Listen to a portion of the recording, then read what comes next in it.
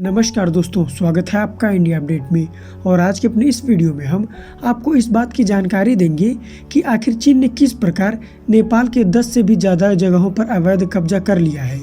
दरअसल दोस्तों, इस वीडियो को मैं आज से 1 से 2 दिन पहले ही बनाने वाला था, लेकिन उस समय तक इन सभी चीज़ों को लेकर कोई भी स्पष्ट जानकारी सामने नहीं आ पा रही थी और न ही नेपाल सरकार की तरफ से कोई भी इस पर एक्शन लिया गया था। तो दोस्तों, आज के अपने इसी वीडियो में हम चाइना के द्वारा नेपाल के 10 से भी अधिक जगहों पर चीन के अवैध कब्जे के बारे में आपको जानकारी देंगे, जैसे कि चीन ने नेपाल के कौन कौन से जगहों पर अवैध कब्जा कर लिया है, अभी तक नेपाल की सरकार ने इस पर क्या स्टेप लिया है, अब तक चीन ने नेपाल के कितने हेक्टेयर ज़मीन पर कब्जा कर लिया है। इन्हीं सब सवालों से जुड़े और भी सवालों के जवाब को समझेंगे, तो चलिए जान लेते हैं।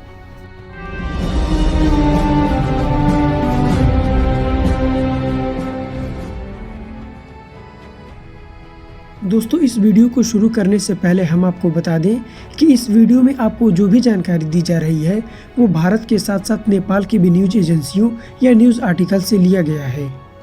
दोस्तों, एक और जहां नेपाल की सरकार अपने नक्शे में परिवर्तन करके भारत के इलाकों पर अपना दावा करने में जुटी है, उधर चाइना ने धीरे धीरे नेपाल के गांवों पर अपना कब्जा करना शुरू कर दिया है। दरअसल दोस्तों, लेटेस्ट मीडिया रिपोर्ट के अनुसार तिब्बत नेपाल सीमा पर नेपाल का रुई गांव अब तिब्बत के अधीन हो चुका है, जो चीन के अवैध कब्जे में है। हालांकि ये गांव अभी भी नेपाल के नक्शे में शामिल है, लेकिन उस पर चीन की दादागिरी चल रही है। दोस्तों, चीन ने गांव में बॉर्डर पिलर को भी उखाड़ दिए हैं, जिससे कि वो अपने गैर कानूनी कब्जे की बात को दबा सके। जबकि तथ्य ये है कि इस गाँव में रहने वाले सभी 72 फैमिली का रिकॉर्ड गोरखा जिले के राजस्व दफ्तर में मौजूद है। दोस्तों, यहाँ पर हैरानी की बात यह है कि भारत के खिलाफ बयानबाजी करने वाले नेपाल के प्रधानमंत्री श्री पी.के. ओली शर्मा जी ने इस चीनी कब्जे पर मौन व्रत धारण कर लिया है और नेपाल की सरकार ने जिस तरह से भारत के खिलाफ अपने प्रोपेगेंडा को शुरू किया था, वो इस बात का सबूत है कि नेपाल चीन के लिए नया पाकिस्तान बन चुका है। दोस्तों, यहाँ हम आपको बता दें कि नेपाल की सरकार के कृषि मंत्रालय ने अपने कागजातों में भी इस सच्चाई को स्वीकारा है, लेकिन प्रधानमंत्री पी.के. ओली शर्मा इस पे आंखें मूंदे हुए हैं और भारत के खिलाफ भावनाओं को भड़काने में जुटे हुए हैं। दोस्तों, यहाँ हम आपको बता दें कि नेपाल के कृषि मंत्रालय ने एक डॉक्यूमेंट्स में कहा है कि तिब्बत में चल रहे बड़े बड़े रोड डेवलपमेंट प्रोजेक्ट से नदियों का रास्ता बदल दिया गया है और चीन ने नेपाल की भूमि पर अवैध कब्जा करके अपनी सीमा को बढ़ा लिया है। वहीं दोस्तों, हिंदुस्तान टाइम के हवाले से ये कहा गया है कि चीन ने नेपाल के कई जिलों की भूमि पर अतिक्रमण कर लिया है और नदियों का रुख बदल रहा है, जिससे चीन अपनी अधिक से अधिक जमीन को बढ़ाता हुआ नेपाल में लेकर चला जा रहा है। दोस्तों, यहाँ हम आपको बता दें कि नदियों की धारा बदलने से नेपाल सैकड़ों हेक्टेयर जमीन खो देगा और नेपाली सरकार की कृषि मंत्रालय ने भी अपनी सरकार को चेताते हुए कह दिया है कि इस बात की पूरी संभावना है कि चीन आने वाले समय में यहाँ पर सशस्त्र बलों के लिए भी पोस्ट बना लेगा। दोस्तों, यहाँ हम आपको बता दें, अगर आप नहीं जानते हैं तो उत्तर में नेपाल की सीमा चीन से मिलती है और दोनों देशों के बीच पूर्व से पश्चिम तक कई पहाड़ हैं, जो दोनों देशों के बीच प्राकृतिक सीमा का काम करते हैं। दोस्तों, यहाँ पर यह भी जानना आवश्यक है कि दोनों देशों के बीच टोटल 6 चेक पोस्ट है, जिसके जरिए ये दोनों देश अपने व्यापार को करते हैं।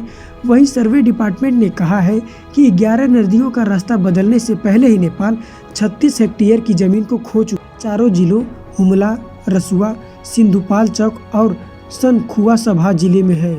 दोस्तों, यहाँ पर खास बात यह है कि 36 हेक्टेयर की जमीन पर चीन के कब्जे को लेकर पिछले ही वर्ष नेपाल की सरकार को रिपोर्ट दे दी गई थी, लेकिन अब लोकल मीडिया पर यह खबर चलाए जाने के बाद नेपाल में लोग सड़कों पर उतर आए हैं। लेकिन दोस्तों, चीनी कम्युनिस्ट पार्टी के पिछलग्गू माने जाने वाले के.पी. ओली की सरकार ने नक्शे विवाद के जरिए जनता के आक्रोश को भारत की ओर मोड़ने का प्रयास किया है और नेपाल ने भारतीय इलाके काला पानी, लिपू लेक और लिम्पियाधुरा को अपने नक्शे में शामिल कर लिया है और हाल ही में इसके लिए संविधान संशोधन भी किया गया है। कुल मिलाकर दोस्तों, अब आप ये समझ पाए होंगे कि नेपाल की सरकार ने किस प्रकार चीन के कब्जे पर नेपाल की जनता का ध्यान हटाने के लिए पिछले दिनों नया मैप जारी कर दिया और भारत के कुछ हिस्सों पर अपना दावा ठोक दिया। वहीं दोस्तों, अब नेपाली FM स्टेशन भी भारत के खिलाफ दुष्प्रचार कर रहे हैं और नेपाल की सोशल मीडिया पर वीडियो शेयर कर नेपाल के गानों के जरिए काला पानी, लिपू लेक समेत कई भारतीय इलाकों पर अपना दावा को बता रहे हैं। अब दोस्तों, अगर इन सभी चीजों को एक साइड में कर दिया जाए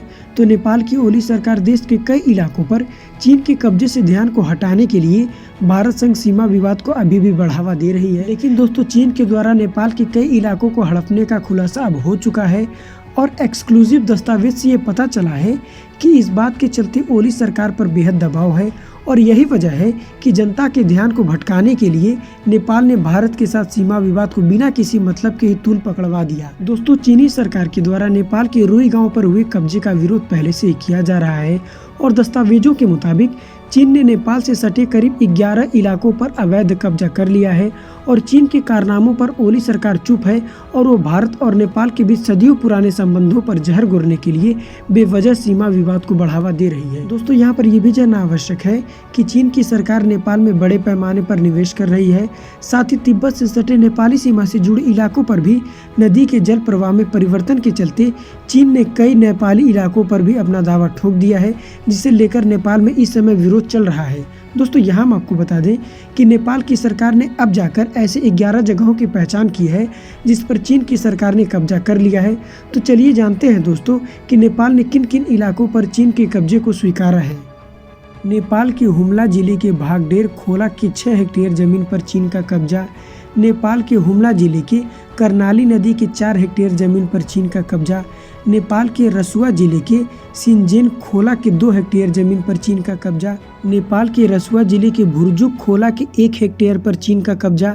नेपाल के ही रसुआ जिले के ही लमडे खोला की जमीन पर चीन का कब्जा। नेपाल के रसुआ जिले के ही जम्बू खोला के 3 हेक्टेयर जमीन पर चीन का कब्जा। नेपाल के सिधुपल चौक जिले के खरने खोला की 7 हेक्टेयर जमीन पर चीन का कब्जा। नेपाल के सिधुपल चौक जिले के ही भोटसे कोसी की 4 हेक्टेयर जमीन पर चीन का कब्जा। नेपाल के संखुआ सभा जिले के समझुंग खोला की 3 हेक्टेयर जमीन पर चीन का कब्जा।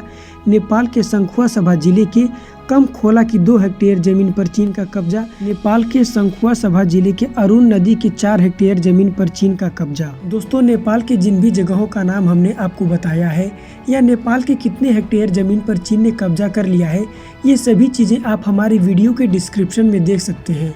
अब दोस्तों अगर इन सभी चीज़ों को एक साइड में कर दिया जाए तो जब से ये खबर सामने आई है उसके बाद ही सूत्रों से ये पता चला है कि नेपाल की सरकार अब काफ़ी ज़्यादा दबाव में आ चुकी है और अब जाकर नेपाल की सरकार ने ये फैसला किया है कि वे अब भारत की तरह ही चीन से सटे सीमा पर भी नेपाली सुरक्षा बलों को तैनात करेंगे। लेकिन दोस्तों यहाँ पर ये सवाल उठता है कि क्या नेपाल की सरकार चीन के द्वारा ऑक्यूपाई किए गए नेपाल के ही लैंड को दोबारा वापस ले पाएगी। इसके अलावा जब भारत द्वारा नेपाल की सीमा के पास जिस रोड का निर्माण किया जा रहा था उस पर अगर नेपाल की सरकार को ऐतराज था तो उसने अपना विरोध पहले ही क्यों नहीं जताया। क्यों रक्षा मंत्री राजनाथ सिंह जी के द्वारा रोड के उद्घाटन के बाद ही नेपाल की सरकार ने अपना विरोध दर्ज करवाया, जबकि नेपाल की सरकार को ये पता था कि रोड कहां से बनेगा और कहां तक जाएगा। या क्या पीके ओली शर्मा की सरकार ने इस बेवजह के मुद्दे को उठाने के लिए चीन की सरकार से टेबल के नीचे से कुछ लिया था। इसके अलावा दोस्तों अगर आप चाइना के द्वारा तिब्बत रूट के जरिए नेपाल को सामान पहुंचाए जाने वाली खबर के बारे में जानना चाहते हैं तो इस पर हमने पहले से ही वीडियो को बना रखा है, जिसका लिंक आपको वीडियो के कमेंट बॉक्स में मिल जाएगा। अब दोस्तों अगर इन सभी चीज़ों को एक साइड में कर दिया जाए तो हम आपको बता दें कि 60 के दशक में चीनी नेताओं ने ये कहा था कि तिब्बत पाम यानी हथेली है और अब उन्हें इस हथेली की 5 उंगलियों लद्दाख, नेपाल, भूटान, सिक्किम और अरुणाचल प्रदेश पर कब्जा करना है, जिसका असर आप देख सकते हैं। 2017 में सिक्किम और भूटान के बाद अब लद्दाख में चीन इसी तरह से हरकत करने लगा है। दोस्तों ये सभी ही चीज़ें चीन की विस्तारवादी नीति का हिस्सा है जो अब जाकर लागू हो रही है। इसलिए दोस्तों भारत के साथ नेपाल को भी ये समझ जाना चाहिए कि जो चीन ताइवान और हांगकांग के अलावा भी कई देशों की ज़मीन को अपना बताता है वो नेपाल की ज़मीन पर कब्जा करने से कैसे हट सकता है। दोस्तों यहाँ हम आपको बता दें कि जिस तरह चीन नेपाल की सीमाओं में घुसपैठ करने के तरीके के रूप में इस क्षेत्र में अपने विकास की गतिविधियों को तेज कर रहा है, ठीक इसी प्रकार चीन ने तिब्बत पर आक्रमण कर उस पर कब्जा किया था। दरअसल दोस्तों उस वक्त चीन ने ये कहा था कि वे चीन से लेकर तिब्बत तक एक सड़क को बनाएंगे जिससे चीन और तिब्बत की कनेक्टिविटी बढ़ सके और तिब्बत में समृद्धि आ जाए। लेकिन दोस्तों जब चीन के द्वारा तिब्बत तक सड़क को बनाकर तैयार कर दिया गया तो उसी सड़क से चीनी सैनिक अपने हथियारों के साथ आकर तिब्बत पर आक्रमण करके उस पर कब्जा कर लेते हैं। बाकी दोस्तों, अगर इस वीडियो से संबंधित आपके पास कोई सुझाव या सजेशन है, या आपको लगता है कि इस वीडियो में आपको किसी भी प्रकार की गलत जानकारी दी गई है, तो उसे कमेंट बॉक्स में ज़रूर लाएं। तब तक के लिए रहता हूं दोस्तों, जय हिंद, जय भारत, वंदे मातरम।